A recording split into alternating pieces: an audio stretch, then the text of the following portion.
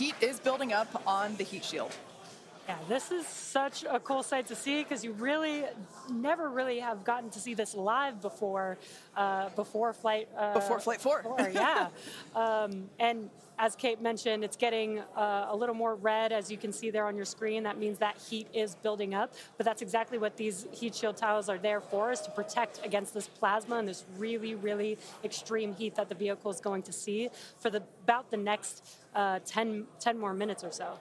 Yeah, so the ship will attempt to light the 3 center Raptor engines, and those are the engines that can gimbal or maneuver or point, and they do that to help flip the ship until the engines point down so that it can land using the Raptor's thrust in the ocean. So that will happen after we get through this re-entry period. Again, now starting to see, and we also might start to see the flaps actuate a little bit here as the vehicle controls its roll during re-entry. That was one of the main learning points from Flight 3, was the roll control didn't work quite as well as we wanted it to. We learned that we needed some redundancies, so we added more roll control thrusters, and we'll see those in action as well today, as that was a Flight 3 learning that worked better on Flight 4 and still enabling that same design today. Yeah. Starship has passed through 85 kilometers altitude. Flaps now have control of the vehicle. Great call out, as Kate mentioned, the flaps are controlling the attitude of the vehicle. And I love these views because it looks so calm. Everything is relative, right? So relative to this camera on the ship, it looks so calm and smooth, but the vehicle is traveling extremely fast. You can see the speed on the bottom right-hand corner of your screen. Starship is designed to land on Mars, where there are no runways or other humans to help out. So we also want rapid reusability. So we're doing propulsive landing instead of a more traditional means like parachutes. And so we will use the engines on this vehicle to help slow the vehicle down for a vertical landing. Yeah. Now, entry is going to basically happen in 5 phases. The first is low drag, that lasts for about 3 minutes. Next is high heating, and beginning when heating increases above the heat rate breakup limit. That lasts for about 10 minutes. We then have high dynamic pressure. Starship will continue to slow down and experience increased aerodynamic loads during that phase, and that will happen before reaching Mach 1, about a minute after. Starship is approaching the peak heating phase of entry, remains on a nominal trajectory. Okay, so that was phase 2 that he just called out, that I was mentioning. After peak heating is that dynamic pressure around Mach 1, and that will last about a minute after leaving the hypersonic area, and then we go into subsonic, and then, of course, landing burn. Wow, what an incredible view. The colors are so amazing, and the colors actually also tell you a little bit about the temperature that the vehicle is seeing as well. So I think that's pretty cool that we get this amazing live visual. Speaking of live visual, the flap, we have more views, more cameras on board Starship, as Dan mentioned a few minutes ago. We are hoping that all 4 flaps will stay more intact than they did last time. We did make some changes to the design in order to help enable Starship this. is now experiencing peak heating, remains on a nominal entry trajectory. Great news there, that Starship is continuing along the path that we intended it to fly. You can keep track with how fast it's going and how high it is above Earth using the display that is there on the bottom right-hand side of your screen. And guys, this is where we're really going to see a lot of those improvements from Flight 4 really come into action. As you guys kind of talked about, so it's called the static arrow. Those are kind of the poke out points on the flaps. Those get exposed to some pretty extreme heat environments, and so we added some additional, basically made it a lot more robust for the thermal protection there. And we learned not just from visuals and stuff like that. We had those missing tile tests on Flight 4 where we intentionally left some out, kept in some backup layers. They're called ablatives, which means they just gradually melt away to help dissipate the heat.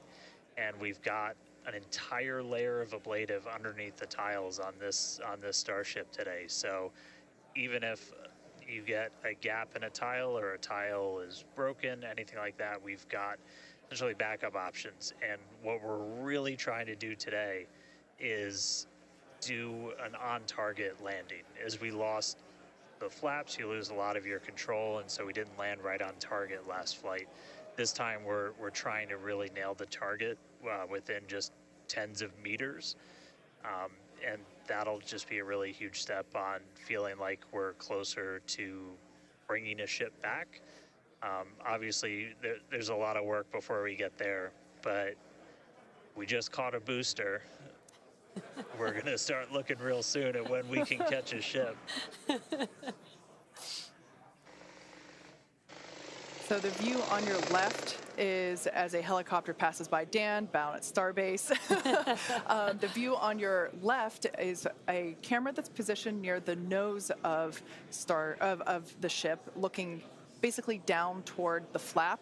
The view on the right is looking perpendicular to the flap. So we're looking basically bird's eye view onto the flap on the left-hand side, and then a worm's eye view from the side with that view on the right. Yeah, sorry about that, guys. Maverick just buzzed the tower. He might be coming back, so. Now, these views brought to us by Starlink. It's incredible that we have this high definition capability. In fact, that view on the left. Starship is now halfway through the peak heating phase of entry, remains on a good trajectory. So great news there, hearing that we're about halfway through the peak heating phase. Like I said earlier, this lasts roughly 10-ish minutes. And we did hear earlier that the flaps have control of the vehicle, so also good news there. You know, it is incredible that we've basically had views the entire time. Right, yeah, thanks to Starlink. My memory did black out a little bit after booster catch, so I think we had views. But, you know, all through the coast phase, we had some beautiful views of planet Earth behind the ship as it was in its orbit. Yeah, and I also do want to point out on your right-hand screen, we've got a more encompassed view of the flap. As we watched in Flight 4, the hinge area was the area where we got a little bit of that burn through. This view, this new camera view on the ship will help us be able to visually see more of what's happening in that area. And again, we have improved our heating tiles, and so hopefully we've protected the hinge a lot better this time. Landing chill has started.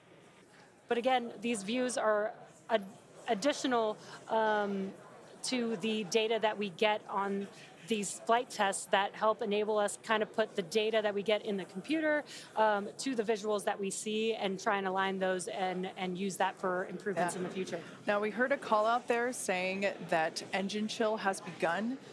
This is an indication that we are starting to flow a little bit of the super cold liquid oxygen through the hardware, through the Raptor engine, specifically the turbo pumps, to help ensure that the hardware is at the right temperature before we give a full push, a full flow of propellant at engine startup. So all of that to say, we are getting closer to the landing burn. We definitely are. And again, if you look at the bottom right hand of your screen, you can see the altitude that the ship is, and it has been slowly making its way closer and closer to Earth. We're currently at about 63 kilometers from planet Earth, and you'll see that number trend lower and lower as we get closer and continue through this reentry. Yeah, this is going to go on for a little, actually a while longer. We have about 10 minutes or so, roughly, before we execute the landing, the ignition for the landing burn, starting with the landing flip. So we're making a controlled reentry. This is one of the primary objectives for Starship today, is to demonstrate another controlled reentry, even more controlled than what we saw on Flight 4. And so far, that is looking good.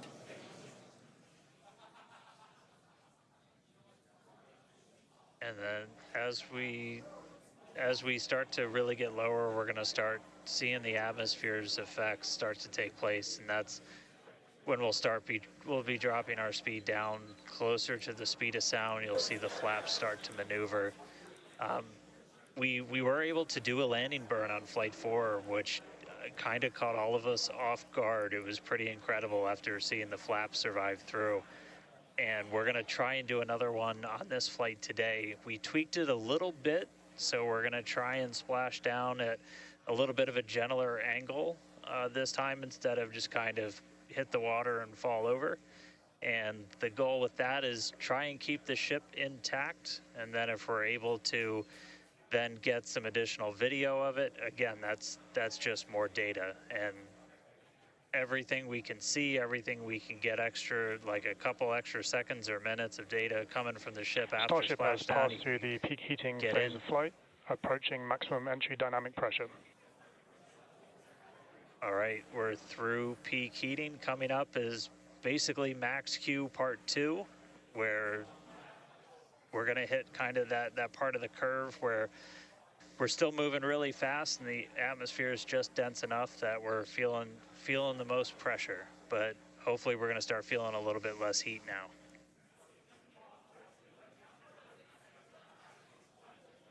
Looks like we got more views of each of the flaps on the ship as it's making its way back down to Earth. And we did pass through peak heating and still got really good views throughout that whole period. Typically during the highest heat on the vehicle, we tend to build up a lot of plasma, and that's typically when we would lose, connection or views of the vehicle. But again, with Starlink, we were able to get some live views throughout that entire process there. And we're coming up, we'll start hearing a couple more milestones in about 4 minutes or so when we start getting down to like the transonic, the subsonic, when we're starting to move closer to and beneath the speed of sound. And I mean, we're getting live views, we're getting live data. We've got a couple additional tests on this one today where we left off some missing tiles again to test some additional backup layers. We also have, I don't know if we can still quite see them in this view, but you may have noticed we had some kind of silvery looking tiles on Starship as well. And those were pretty much standard tiles, but they were wrapped in aluminum. And it was a pretty simplistic, straightforward one where aluminum starts to melt at roughly the same temperature where steel starts to lose its strength, not necessarily melt. And so if we see stuff melting, we know what our steel is going to be exposed to. But yeah, 59 minutes since launch, should be coming up on transonic and everything in just about 3 minutes. Now the views here, we have coverage of all 4 flaps. We can see, so for those that perhaps didn't catch a glimpse of the vehicle before liftoff, there are 2 flaps at the forward end and 2 flaps at the aft end. The larger camera view that is there on the right-hand side of your screen, that is a view of one of the aft end or the bottom end flaps. We can start to see some heat buildup and peeking through on one of the flaps there in the top left-hand corner of your screen.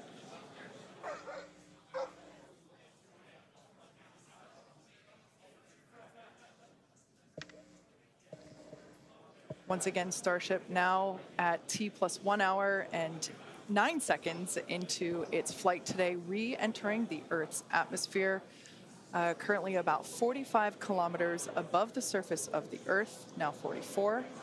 We are targeting a soft splashdown in the Indian Ocean, about, northwest-ish of Australia. And we are attempting to, as we did on Flight 4, perform a flip maneuver as well as Starship is at maximum entry dynamic pressure, remains on a good trajectory. All right, so that is great news there. Like Dan said earlier, this is basically max Q part 2. So this is the greatest amount of aerodynamic loads that the vehicle will experience during its flight. It's coming back through the Earth's atmosphere. It was above the Earth's atmosphere in space where there was no friction. We can obviously see heat as a evidence of that friction buildup. The atmosphere is actually helping to slow the vehicle down. If you're watching the telemetry in the bottom right-hand corner of your screen, you can see that speed decelerating rapidly.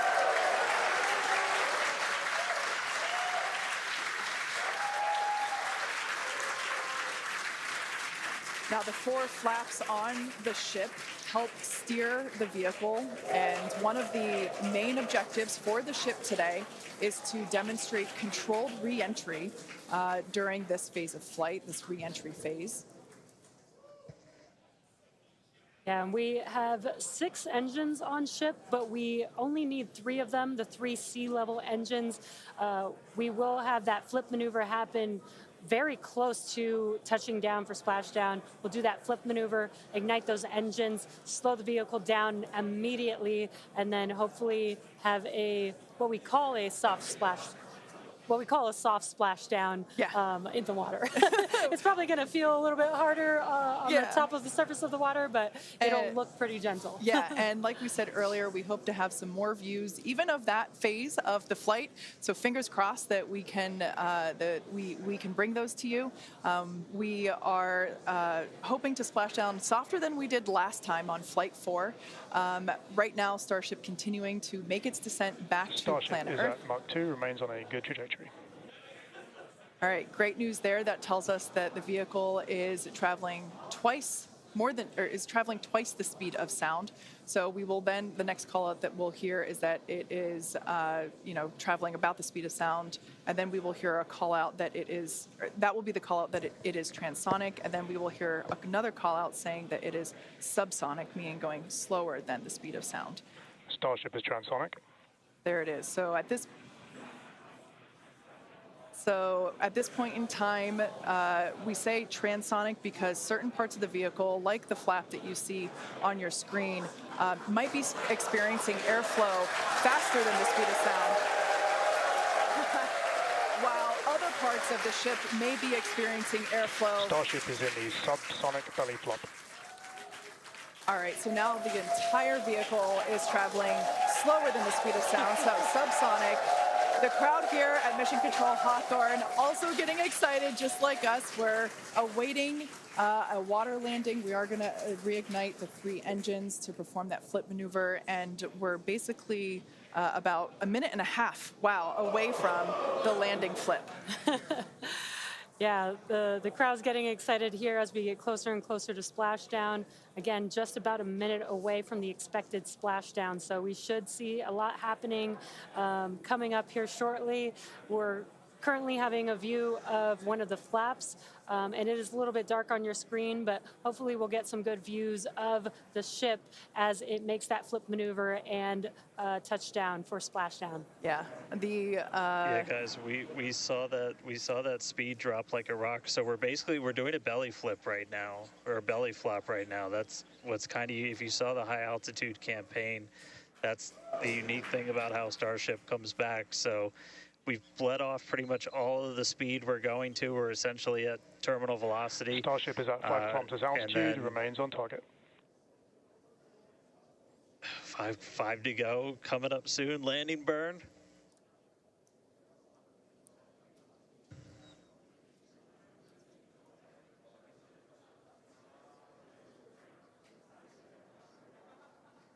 Two kilometers away.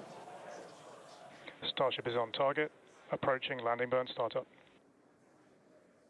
So keep an eye on the bottom right-hand side of your screen as well. That will be the indicator when the Raptor engines ignite, if we are unable to see that illumination ourselves. Landing burn startup. Get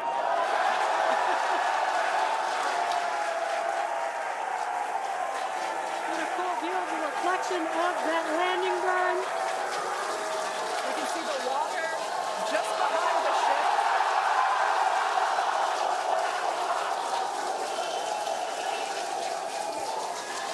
Starship has landed. An incredible view. I think it is safe to say we have a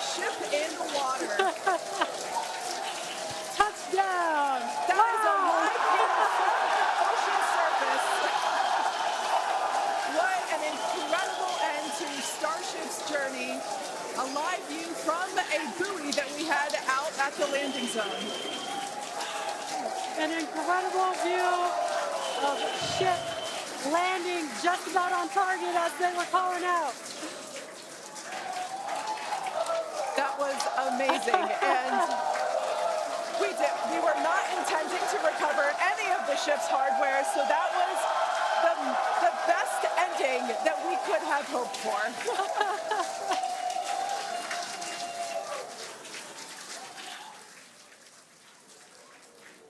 Man, I don't think we're going to be able to get a ton of extra video of the heat shield, but we hit the target. We hit the target. Yeah. I mean, you know we hit the target because we had these buoys placed in a pretty specific spot, so wow. What a day. I feel like that's what I get to say. What a day. I mean, everything started off today with that launch. We were able to lift off towards the end of our window, 7:25 a.m. Central Time. 33 out of 33 Raptors in the way uphill. Successful hot stage. Booster came back. We watched it come down right behind us. Watched it get caught. And that broke my brain for a while. I'm really happy we had coast for a bit, but that's first ever booster catch, major step on the way to rapid reusability. And ship just gave us one heck of a show, making it through a controlled re-entry this time, flaps intact, made it down to the water. Hey, starships were meant to fly, and it sure as hell flew today. So let's get ready for the next one. Over to you guys. They were meant to fly, and they were also meant to be caught by Mechazilla. Yeah.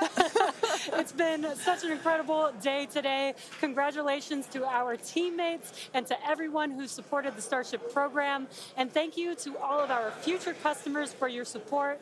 And we'll also like to thank the people of Cameron County, Texas, as well as the Coast Guard, the Federal Aviation Administration, the Government of Mexico, and the Australian Space Agency. Now be sure to follow SpaceX on X for more updates on today's test flight and, of course, for future Starship news. Today was amazing, but the SpaceX action isn't over yet. Soon Falcon Heavy will launch NASA's Europa Clipper, and we're also going to be returning Dragon back to Earth with NASA's Crew 8 astronauts. So congratulations again to the SpaceX team. What an amazing launch and an even cooler catch. Thank you for watching, but we're going to leave you with an awesome recap of what has been the most epic day.